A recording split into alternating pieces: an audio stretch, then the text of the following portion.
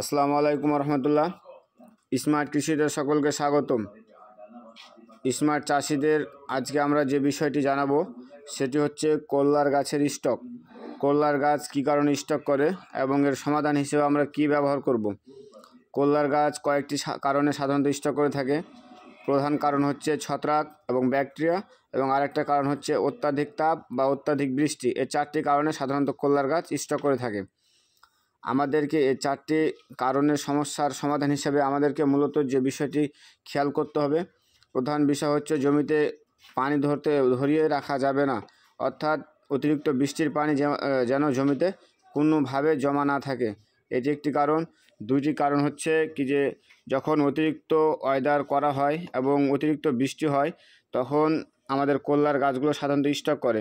এজন্য আমাদেরকে যে কাজটা করতে হবে কি যে যখন অতিরিক্ত রোদ বা অতিরিক্ত বৃষ্টি হবে তখন অবশ্যই আমাদেরকে ছত্রাকনাশক এবং ব্যাকটেরিয়ানাশক ব্যবহার করতে হবে।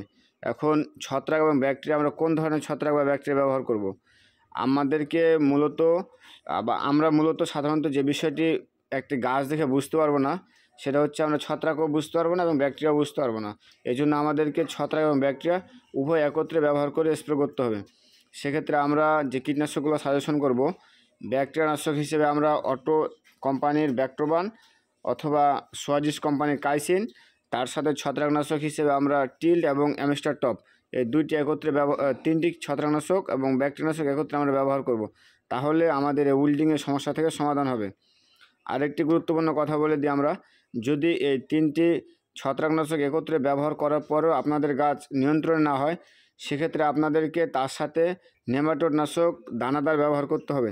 সেক্ষেত্রে আমরা সাজেশন করব শ্যামকো কোম্পানির আপনার রাগবি আপনাদেরকে মানে একটা জার কিনে, ধরেন কি যে 20 লিটার জার কিনে আমরা একই রাগবি ব্যবহার করব এবং এটি এই দ্রবণটি যে গলিত দ্রবণটা থাকবে এটি আমরা গাছের গোড়াতে আপনার 100 একটা গাছের জন্য 100 মিলি আমরা 100 মিলি পানি বা রাগবির যে মিশ্রিত দ্রবণ আমরা ব্যবহার করব এবং তার সাথে অবশ্যই ব্যাকটেরিয়ানাশক এবং ছত্রাকনাশক এই দুটিকে একত্রে ব্যবহার করব। তাহলে এই উইল্ডিং সমস্যা থেকে অবশ্যই আমরা সমাধান পাবো।